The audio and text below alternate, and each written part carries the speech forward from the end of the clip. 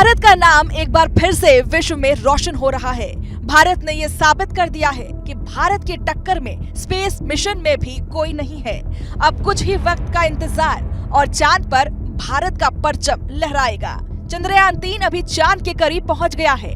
गुरुवार को चंद्रयान के प्रोपल्शन मॉड्यूल से विक्रम लैंडर अलग हो गया है और अब एक हफ्ते का रास्ता विक्रम अकेला ही तय करेगा। लैंडर विक्रम 23 अगस्त को चांद की जमीन पर उतरेगा, जिसमें रोवर प्रज्ञान निकलकर चांद से डेटा जमा करेगा और एक बार फिर भारत अपना नाम इतिहास के पन्नों पर सुनहरे अक्षरों में दर्ज कराएगा। चांद के दक्षिणी ध्रुव तक पहुंचने में रूस के लूना 25 का भारत के चंद्रयान-3 से मुकाबला हो रहा था। भारत के चंद्रयान-3 को अगले हफ्ते चांद की सतह पर उतरना है। रूस ने 11 अगस्त 2023 को लूना 25 लॉन्च किया था, वहीं भारत ने 14 जुलाई को चंद्रयान-3 चांद के लिए रवाना किया है।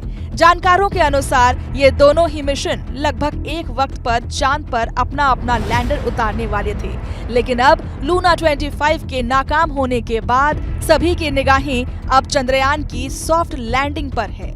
इधर जिस वक्त रूस के लूना 25 के क्रैश होने की खबर आई, लगभग उसी वक्त भारतीय स्पेस रिसर्च ऑर्गेनाइजेशन इसरो ने ऐलान कर दिया कि भारत का चंद्रयान-3 23 अगस्त की शाम को 6:04 बजे चांद पर लैंड करेगा।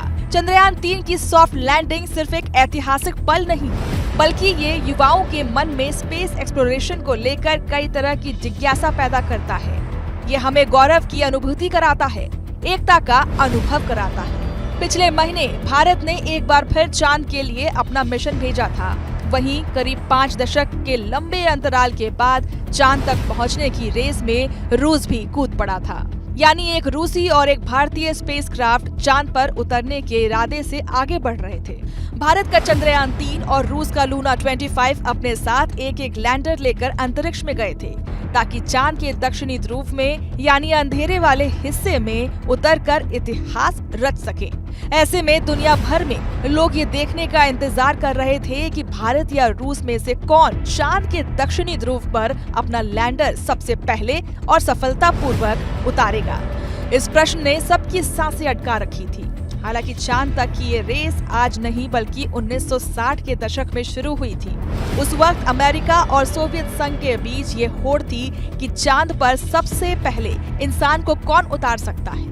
पृथ्वी की कक्षा में पहला सैटेलाइट स्थापित करने, अंतरिक्ष में पहली बार इंसान को भेजने और मानव रहित मिशन को चांद पर उतारने के मामले में रूस बाजी मार ले गया। लेकिन इस बार ऐसा नहीं हो पाएगा। भारत ने रूस को पछाड़ दिया है।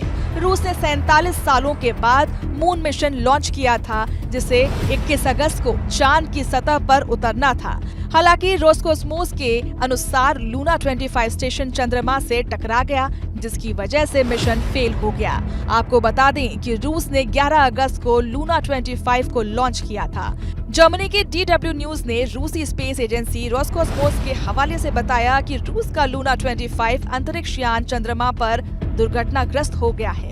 इंडिया के मून मिशन चंद्रयान-3 के साथ साथ रूस का लूना 25 भी चांद की सतह पर उतरने के लिए आगे बढ़ रहा था। इसी दौरान 19 अगस्त को लूना 25 में तकनीकी खामी आ गई थी, जिसकी वजह से मुश्किलें खड़ी हो गई थी। रूसी स्पेस एजेंसी को शनिवार को ही लूना 25 की जांच करते हुए इमरजेंसी का पता चला था। वहीं भारत का भी चंद्रयान-3 चांद के काफी करीब पहुंच चुका है। इस दौरान लैंडर मॉड्यूल को चांद के नजदीक ले जाने वाली एक डीबूस्टिंग प्रोसेस सही सलामत पूरी कर ली गई है। रूस ने लूना 25 मून मिशन से पहले 1976 में लागू 24 लॉन्च किया था। इस मिशन के फेल हो जाने के बाद रूस की प्रतिष्ठा को ठेस भी पहुंची थी।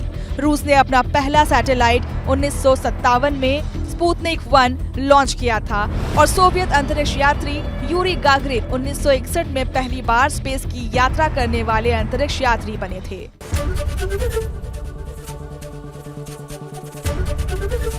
ABP गंगा, खबर आपकी, जुबान आपकी।